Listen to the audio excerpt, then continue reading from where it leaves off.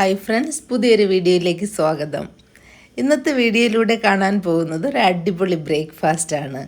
കുറേ നാൾ കൂടി കുറച്ച് നല്ല ഞണ്ട് കിട്ടി. നല്ല ഫ്രഷ് ആയിട്ടുള്ള ഞണ്ടാണിത്.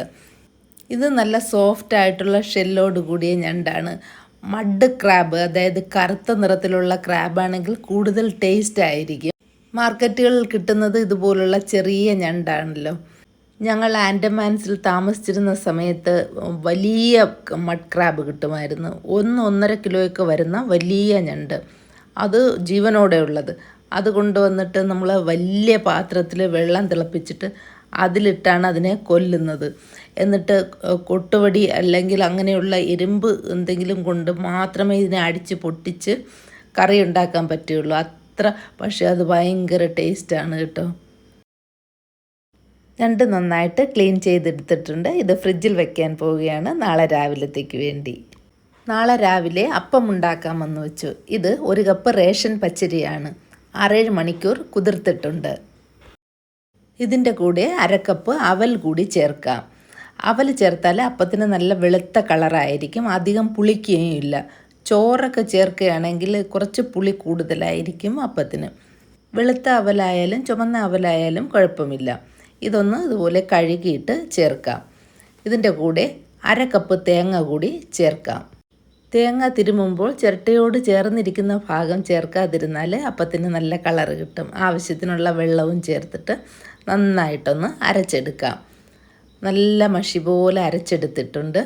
അരച്ചപ്പോൾ ഒരു 1/4 കപ്പ് വെള്ളമാണ് ചേർത്തത്. ഈ ഒരു ലൂസ് മതി. അടച്ചു വയ്ക്കാം, രാവിലെ എടുക്കാം. അപ്പത്തിൻ്റെ കൂടെ കഴിക്കാനുള്ള ഞണ്ട് കറി ഉണ്ടാക്കാനായിട്ട് കുറച്ച് ചെറിയ ഉള്ളി എടുക്കാം. ഒരു സവാളയും കൂടി എടുക്കാം. ചെറിയ ഉള്ളിയും സവാളയും കൂടെ ചേരുമ്പോഴാണ് നല്ല ടേസ്റ്റ്.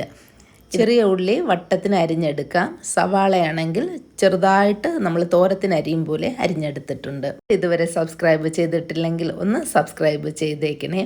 പാൻ ചൂടാക്കി 1 ടേബിൾ സ്പൂൺ വെളിച്ചെണ്ണ ഒഴിക്കാം. 1/2 ടീസ്പൂൺ കടുകിടാം. ഇതൊന്ന് പൊട്ടിക്കഴിഞ്ഞിട്ട് 2 വറ്റൻമുളക് ചേർക്കുന്നുണ്ട്. അതിൻ്റെ കൂടെ കുറച്ച് കറിവേപ്പിലയും. നമ്മുടെ നാടൻ കറികൾക്കൊക്കെ വെളിച്ചെണ്ണയും കറിവേപ്പിലയും ഒക്കെ ചേരുമ്പോഴാണല്ലോ ശരിക്കും മണം കിട്ടുന്നത്. ഞാൻ ആദ്യമായിട്ടാണ് അപ്പത്തിൻ്റെ കൂടെ ഞണ്ട് കഴിക്കാൻ പോകുന്നത്. ഇന്നലെ തോന്നിയ ഒരു ഐഡിയയാണ്. സാധാരണ ചിക്കൻ കറിയും ചിക്കൻ റോസ്റ്റുമൊക്കെയാണല്ലോ അപ്പത്തിൻ്റെ കൂടെ കഴിക്കുന്നത്. ഉള്ളിയും സവാളയും ഇപ്പോൾ വാടിയിട്ടുണ്ട്. 1 ടേബിൾ സ്പൂൺ ഇഞ്ചി വെളുത്തുള്ളി ചതച്ചത് ചേർക്കാം. ഇഞ്ചിയുടെയും വെളുത്തുള്ളിയുടെയും പച്ചച്ചുവ മാറിയ ശേഷം ഇതിൽ പച്ചമുളക് ചേർക്കാം. പച്ചമുളക് 1, 2, 3 ഒക്കെ ചേർക്കാം. ഞാൻ എരി കുറച്ചാണ് ഉണ്ടാക്കുന്നത്. ആവശ്യത്തിനുള്ള ഉപ്പ് ചേർക്കാം. നന്നായിട്ടൊന്ന് ഇളക്കി കൊടുക്കാം. സവാളയും ഉള്ളിയും അധികം നേരം മൂപ്പിക്കേണ്ട, ഒന്ന് സോഫ്റ്റാക്കി എടുത്താൽ മതി. ഇതിൽ 2 ടൊമാറ്റോ ചെറുതായിട്ട് അരിഞ്ഞ് ചേർക്കാം. ഇത് ഹൈബ്രിഡ് ഇനത്തിൽപ്പെട്ട ടൊമാറ്റോയാണ്. അപ്പോൾ ഇത് വേകാൻ ഇത്തിരി സമയമെടുക്കും. അതുകൊണ്ടൊരല്പം വെള്ളം ഒഴിച്ചിട്ട് ഇത് അടച്ചു വച്ചാൽ നന്നായിട്ട് ഇതൊന്ന് കുഴഞ്ഞ് കിട്ടും. ഇപ്പോൾ ടൊമാറ്റോ നന്നായിട്ട് വെന്തിട്ടുണ്ട്. ഇതൊന്ന് ഉടച്ചു കൊടുക്കാം. അതിനുശേഷം ആവശ്യത്തിനുള്ള മസാല ചേർക്കാം. 1/2 ടീസ്പൂൺ മഞ്ഞൾപ്പൊടി ചേർക്കാം. 2 ടീസ്പൂൺ മുളക് പൊടി ചേർക്കാം. ഇത് കാശ്മീരി മുളക് പൊടിയാണ്. 2 ടീസ്പൂൺ മല്ലിപ്പൊടി, 1/2 teaspoon garam masala, 1/2 teaspoon pepper പൗഡറും 1/2 ടീസ്പൂൺ പെരിഞ്ജീരകത്തിൻ്റെ പൊടി കൂടി ചേർക്കാം. നല്ല മണമാണ് പെരിഞ്ജീരകത്തിൻ്റെ പൊടി ചേർത്താൽ.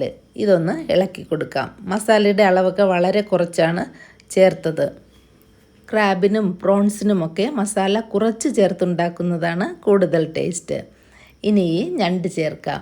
ഞണ്ടിൻ്റെ ഈ മഞ്ഞ നിറത്തിലുള്ള മുട്ട അല്ലെങ്കിൽ പരിഞ്ഞിലെന്നൊക്കെ പറയുന്നത് വെന്ത് വരുമ്പോൾ നല്ല ടേസ്റ്റാണ്. നല്ല കട്ടിയായിട്ടിരിക്കും.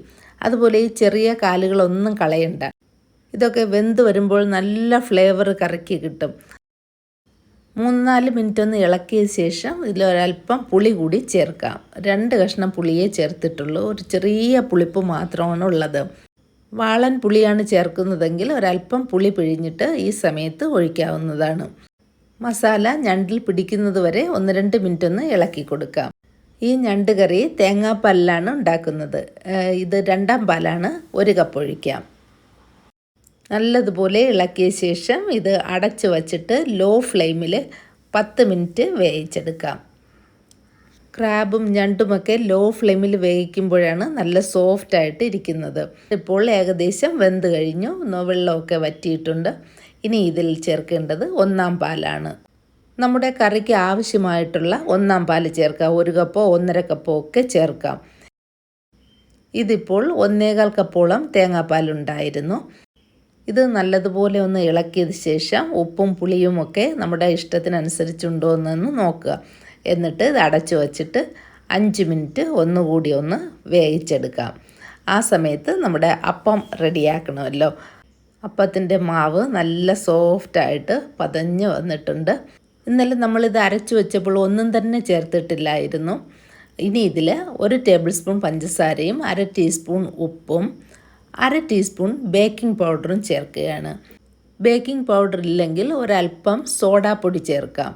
സോഡാപ്പൊടി ചേർക്കുമ്പോൾ ഒരല്പം കൂടിപ്പോയാൽ അത് മഞ്ഞ കളറാവും അപ്പം. അതുകൊണ്ട് ബേക്കിംഗ് പൗഡർ ആണെങ്കിൽ ആ ഒരു പ്രശ്നം വരികയില്ല. നമുക്ക് ധൈര്യമായിട്ട് 1/2 ടീസ്പൂൺ ചേർക്കാവുന്നതാണ്. ഈസ്റ്റ് ആണെങ്കിൽ 1/2 ടീസ്പൂൺ ഈസ്റ്റ് ചേർത്ത് തലേദിവസം അരച്ച് വെച്ചാലും രാവിലെ ആകുമ്പോൾ നന്നായിട്ട് പുളിച്ചിരിക്കും. ഇൻസ്റ്റൻറ്റ് ഈസ്റ്റാണ് ചേർക്കുന്നതെങ്കിൽ അപ്പം ഉണ്ടാക്കുന്നതിന് 2 മണിക്കൂർ മുമ്പ് ഈസ്റ്റ് ചേർത്ത് മാവ് കലക്കി വയ്ക്കുക. ഈസ്റ്റിൻ്റെ പുറത്ത് പ്രത്യേകിച്ച് എഴുതിയിട്ടുണ്ടാവും ഇൻസ്റ്റൻറ്റ് ഈസ്റ്റാണോ സാധാരണ ഈസ്റ്റാണോ എന്ന്. ഈസ്റ്റോ ബേക്കിംഗ് പൗഡറോ സോഡാപ്പൊടിയോ എന്ത് ചേർത്താലും അപ്പത്തിൻ്റെ മാവ് ബാക്കി അധികം വന്നെടുത്ത് ഫ്രിഡ്ജിൽ വച്ചാൽ അത് പിറ്റേ ദിവസത്തേക്ക് ഇതുപോലെ ഉണ്ടാക്കാൻ പറ്റുകയില്ല. അതുകൊണ്ട് ഈ അപ്പത്തിൻ്റെ മാവൊക്കെ അപ്പോഴപ്പോഴും ഫ്രഷായിട്ട് ഉണ്ടാക്കി നമ്മൾ അപ്പം ഉണ്ടാക്കുന്നതാണ് നല്ലത്. അപ്പോൾ ഇവിടെ പറഞ്ഞ് 2 അപ്പം ഉണ്ടാക്കി കഴിഞ്ഞു. 2 രീതിയിൽ നമ്മുടെ ഞണ്ട് കറിയും റെഡി ആയിട്ടുണ്ട്. ഒരല്പം മല്ലിയില കൂടി ചേർത്തിട്ടുണ്ട്. ലോ ഫ്ലെയിമിലായിരുന്നത് കൊണ്ട് ഇതിൽ തേങ്ങാപ്പാൽ ഒട്ടും തന്നെ വറ്റിയിട്ടില്ല. 6-7 മണിക്കൂർ ഇത് പുറത്തിരുന്നാലും ഒട്ടും തന്നെ ചീത്തയാവുകയില്ല.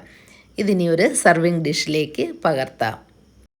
നല്ല തേങ്ങാപ്പാൽ ചേർത്ത ഞണ്ട് കറി ആയതുകൊണ്ട് ഈ കറിക്ക് ചെറിയൊരു മധുരവും ഉണ്ട്. ഭയങ്കര ടേസ്റ്റാണ്. മധുരവും ചെറിയ പുളിയും, മസാല വളരെ കുറച്ച്. അപ്പോൾ ഞണ്ടിൻ്റെ ശരിക്കുമുള്ള ടേസ്റ്റ് ഇതിൽ കിട്ടുന്നുണ്ട്. നല്ല ആവി പറക്കുന്ന അപ്പവും ഈ രുചികരമായിട്ടുള്ള ഞണ്ട് കറിയും കൂടി ചേർത്ത് കഴിച്ചാൽ അപാര ടേസ്റ്റാണ്. അപ്പത്തിൻ്റെ കൂടെയും ഇടിയപ്പത്തിൻ്റെ കൂടെയും ഒക്കെ കഴിക്കാൻ പറ്റിയൊരു ബെസ്റ്റ് കോമ്പിനേഷനാണിത്. ഗസ്റ്റൊക്കെ വരുമ്പോൾ ഉണ്ടാക്കി കൊടുക്കാൻ പറ്റിയത്. അപ്പോൾ ഞണ്ട് കിട്ടുകയാണെങ്കിൽ തീർച്ചയായിട്ടും ഇതൊന്ന് പരീക്ഷിച്ച് നോക്കുക. വീഡിയോ ഇഷ്ടമായെന്ന് വിചാരിക്കുന്നു. Thank you for watching mother's cooking lab.